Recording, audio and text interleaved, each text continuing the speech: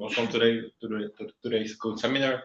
Our today's speaker is Krisztina Szilágyi, and she will tell us something about XNLP hard problems of planar graphs. Cheers. Yeah. This is joint work with my PhD advisor Hans Bodlander, and this was presented on WG this year. So first I will introduce the sort of area, these classes XNLP and XALP that we're talking about. Then I will talk about binary CSP and briefly sort of show one of our results about this. Then about all or nothing flow, and then I have a short conclusion. Try reconnecting the presenter, maybe it will help. I don't know if it's it. It happened again. Yeah. Okay, I don't know what it is. To plug it in or out for the next. Just okay. So hopefully all of you are familiar with parameterized complexity, where we measure the complexity of some algorithm or a problem, like as a function of the input size n and some parameter k. And the class FPT describes sort of the easiest problems. Those are the problems that we can solve in time f of k times poly n. And then above that, for harder problems, we have this W hierarchy, where so W0 is FPT, and then like the higher class you are in, the harder the problem is. And there are sort of, okay, there are lots of problems that are in FPT. There are also quite a few problems that are W1 hard or W1 complete, for example, clique. There are also some problems that are W2 hard, for example, dominating set or set cover, but there are very few problems that we know that are above this, so that are hard for W3 or like even some higher WT class. So that kind of motivates the introduction of these two complexity classes, XNLP and XALP.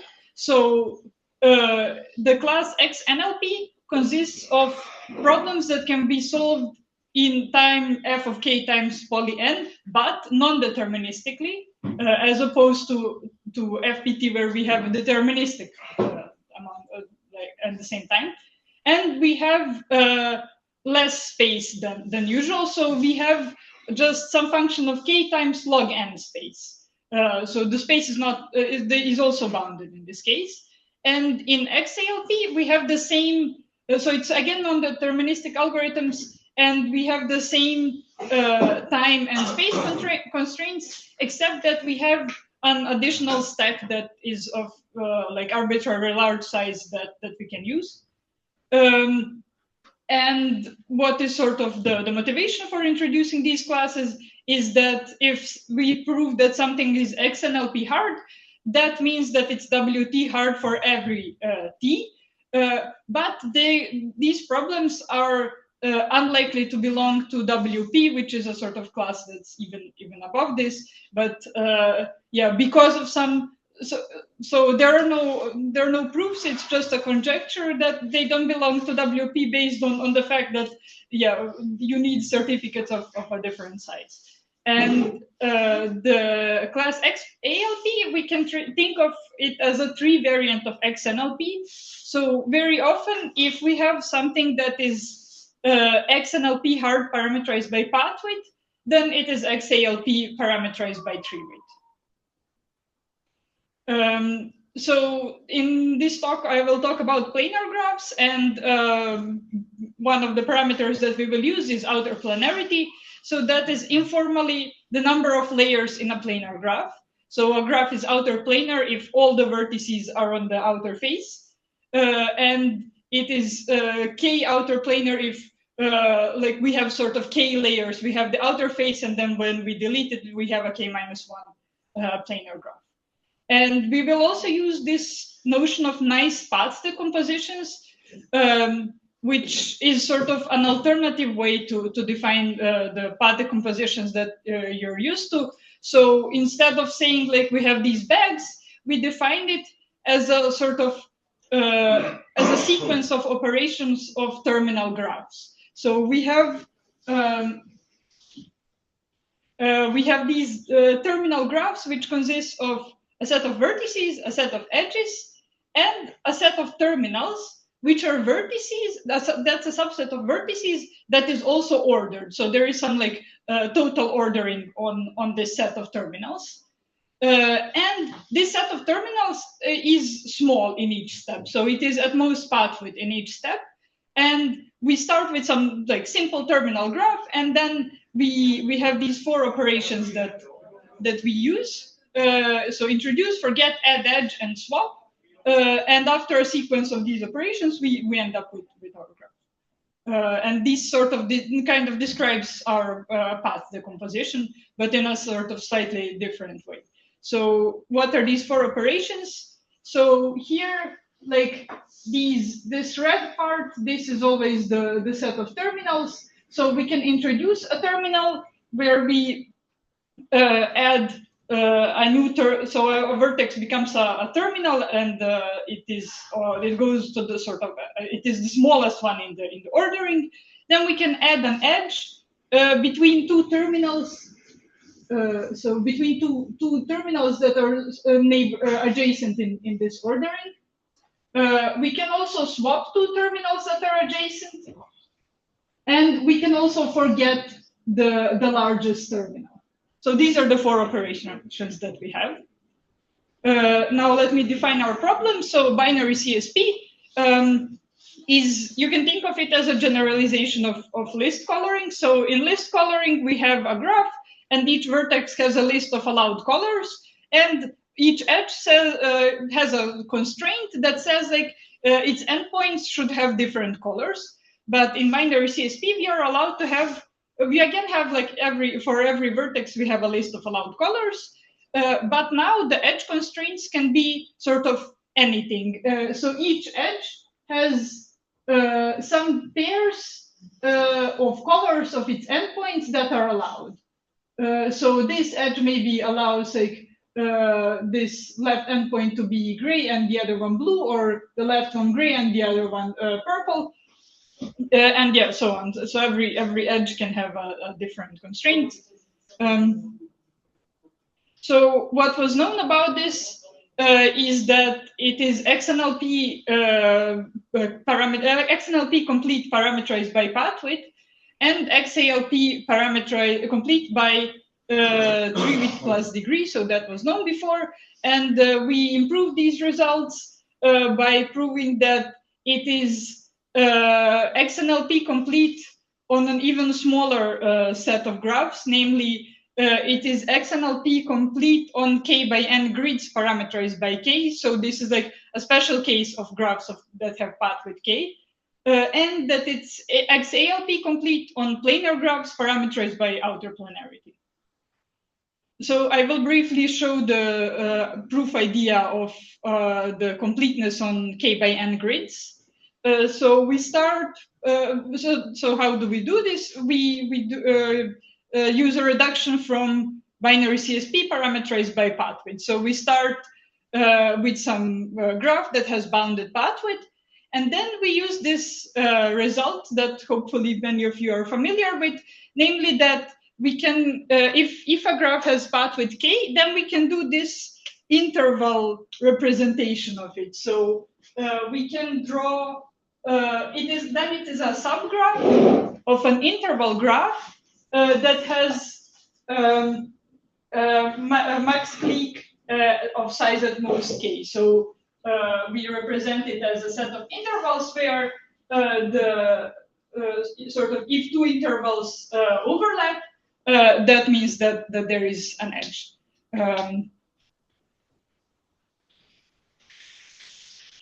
So this is, and then what we do, so we start with a graph of bounded pathwidth.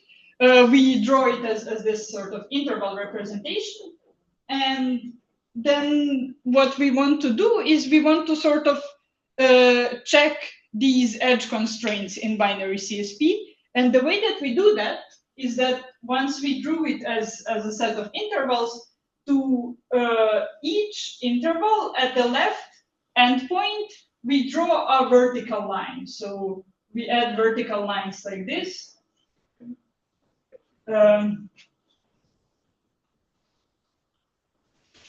And so these are these sort of thick black lines that you can see here. And the idea is that whenever we have an edge, that means that the two corresponding intervals intersect, which means that we have a situation that looks like this. So we have the sort of horizontal part of one interval intersecting the vertical part of another interval. And at this point, we want to make sure that this vertex, this intersection, helps us to check whether the edge constraint of this edge is satisfied. And then sort of to make our lives easier, what we do is we want to say that basically the color of this vertex in our grid will determine the color of our original, of the vertex in the original graph. And we want to, in order to be able to check these edge constraints of like multiple edges, we sort of copy this color many times on this interval. And yeah, and that's how we reduce it to just binary CSP on K by N grids. Okay, and then the second problem that I wanted to talk about is the all or nothing flow problem. So it is we have the sort of standard flow setting without costs this time. So we just have a flow network, we have some source, we have a sink, every edge has a capacity, and we are given some number R. And now we are asked whether there is an ST flow of total value R, such that every edge is either fully used or not used at all. So we are not allowed to say like, oh, this edge has capacity 5, let me send flow 3 over this. So I can either send flow 5 or flow 0. So this is an example of all or nothing flow of value 5. So the blue edges are fully used and the black edges are not used at all. So what was known about this problem is that it's XNLP complete parameterized by pathwidth and XALP complete parameterized by treewidth. And what we showed is that it's XNLP complete on planar graphs parameterized by outer planarity plus pathwidth. So how do we do this? Well, we again start by a reduction from binary CSP parameterized by pathwidth. So we start with a graph G that is a binary CSP instance that has some bounded pathwidth, and we want to construct an instance of all or nothing flow, some instance H. And sort of the idea is that we start with this graph that has where each vertex has some allowed colors, each edge has some constraints. And what we want to do is we want to replace this by saying, like, we will send flow that corresponds to these colors through this vertex, and then the flow through the edge will be the sum of it. So this is sort of the big picture of how the reduction works. So we have this horizontal path on the bottom where we send like a lot of flow. And these arrows, they represent the terminal sets in our nice path decomposition. So we have sets of terminals that slightly, and between every two of these sets, we have some of these 4 operations: introduce, forget, introduce an edge, or swap two terminals. So what do we do? For example, when we introduce a terminal to this set of terminals, what we do is we take some flow out of this big horizontal path, and we send it to this newly created vertex. And the rest, we just copy the flow that they had before. What do we do when we want to check an edge constraint? Well, we copy the same the same terminal set again in the sort of next column, And then here we will have some gadget that checks whether this edge constraint is satisfied. And this is similar for swapping. We just copy the same terminals set, except that the two terminals that we needed to swap were swapped, and all the other terminals kept just copied the same. So now all of these terminals of the same color, so all of the green ones, all of the yellow ones, and the red ones, they correspond to the same vertex in the original graph, and the flow through the green vertices will determine like what color should we color the corresponding vertex in the original graph. So how do we do this when we have two gadgets basically? One is the XOR gadget, which basically says, okay, this is how we select which flow we want to use when we introduce a terminal. So we have, if we introduce a terminal V, we have some set of allowed colors for V in our original binary CSP instance. We transform all of these colors into some numbers. And then we say, okay, if the depending on what will be the flow through this vertex in our all or nothing flow, we will assign the corresponding color in the binary CSP instance. And for some practical reasons, we want to ensure that all of these numbers associated to colors are between some constant L and 2L. So this L is the same for all the vertices in the original graph. So what is the idea? If we have a vertex V in our binary CSP instance that has these three allowed colors, what we do is we start from some vertex that will get basically any amount of flow. We add a bunch of parallel edges of capacity 1, namely 2L parallel edges of capacity 1, which means that from here to here, we can send flow at most 2L, and we can send any amount of flow up to 2L. And then the second part sort of makes sure that the flow will be exactly some number that corresponds to these colors. So maybe to the red color, we associate some number R, to the green one, we associate some number G, and to the blue one, we associate some number D. And now the second gadget is more tricky because what we want to do is we want to say, okay, we have these two vertices in our all or nothing flow. Each of them has some flow through them. And then there is an edge in the original graph. And now we want to check whether this edge constraint is satisfied. But what we want to do here is after we add these two flows to check whether the edge constraint is satisfied, we want to get the same two flows as we started with again. So we started with like this vertex having flow R, and then we check the edge constraint, and then we want the copy of the sort of another vertex with this label to have also flow R. And this, if we choose these numbers corresponding to colors arbitrary, this is of course not always the case. So for example, if we have like flow 2 and 3 here, we have flow 5 here, and then there is nothing that prevents us from sending flow, from splitting it into 1 and 4. And that is what we don't want to do. So we use a trick here, namely that we carefully choose like which are the numbers that we assign to colors. Namely, we assign numbers from a Sidon set. So a Sidon set is a set such that if we take 4 elements from it, such that if we take elements A, B, C, D from this set, and we have that A plus B is equal to C plus D, then these two pairs have to be the same. And that ensures that basically after checking this edge constraint, the only way to split it, the flow again, is the same as the one that we started with.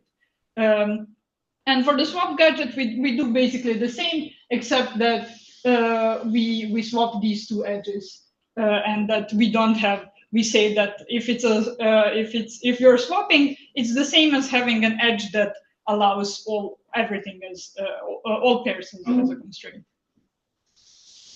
So this is what the construction looks like. So this is this horizontal path with a lot of flow, and then these columns basically describe the terminal sets. This is the sink T, where we basically send everything, all the leftover flow that we have.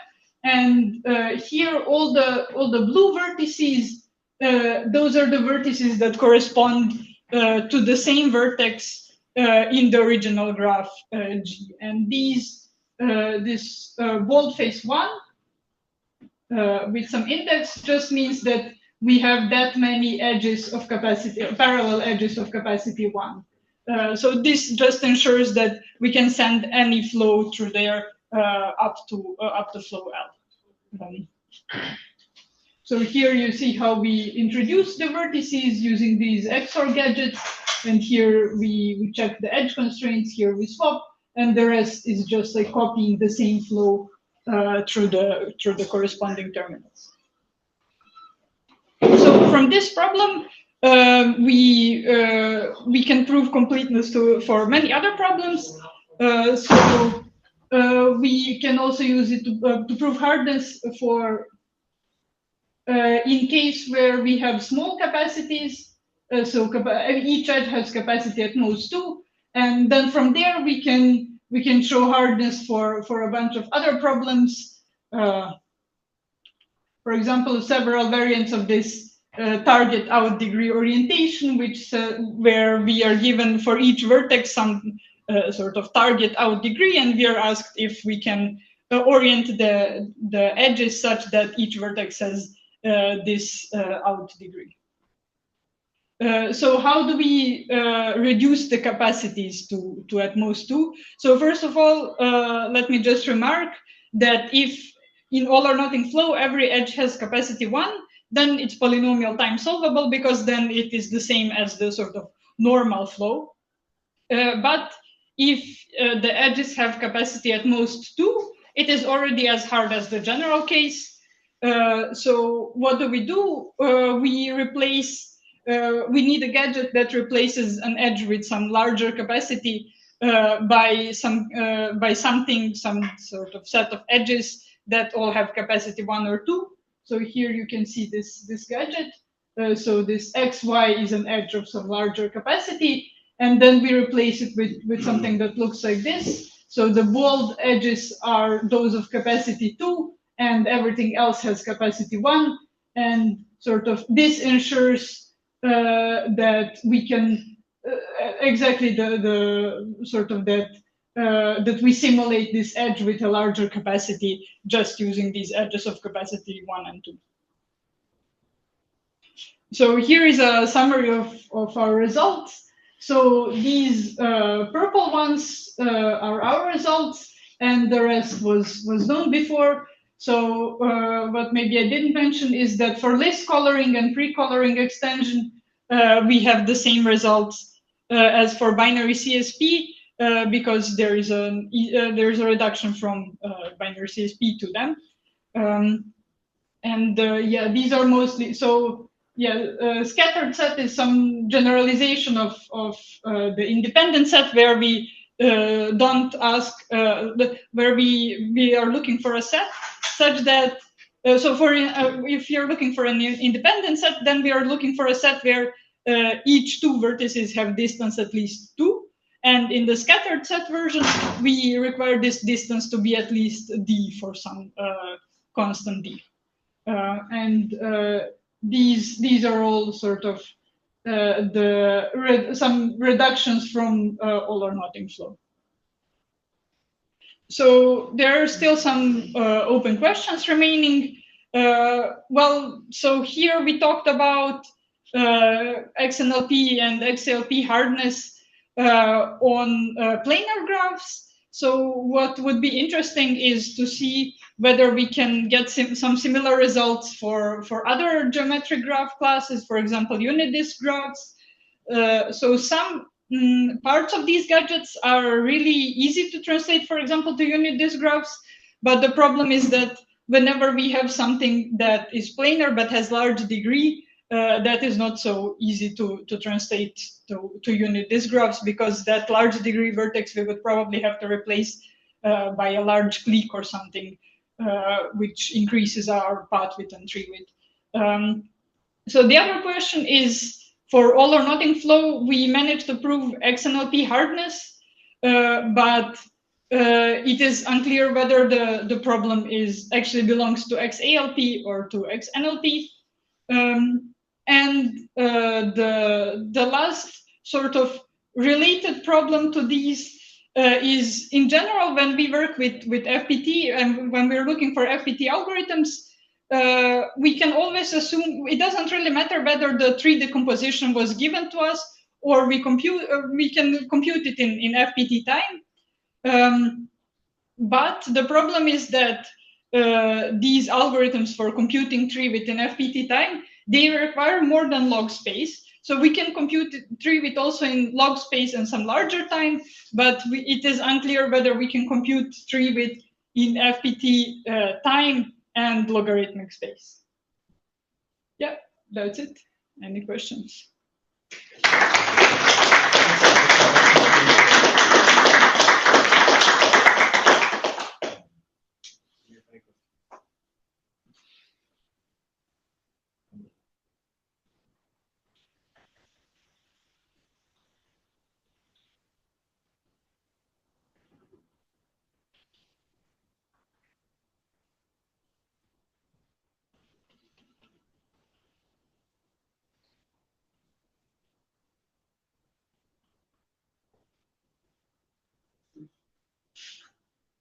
I can maybe ask some questions. So you mentioned outerplanarity, pathwidth, and treewidth. So any attention to other parameters, like what is also left there to explore whether these results carry on?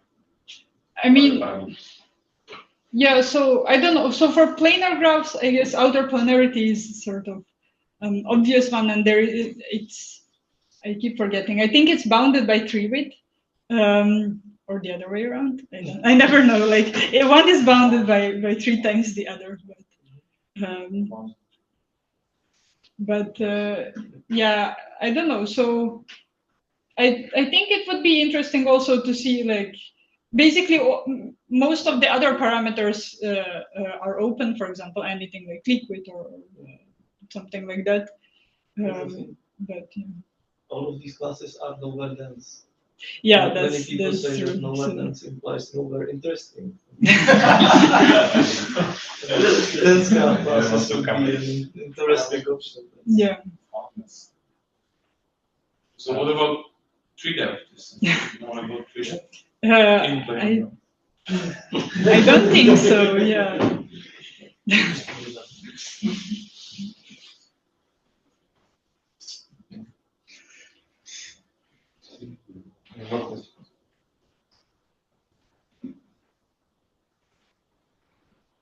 Let's try the speaker again.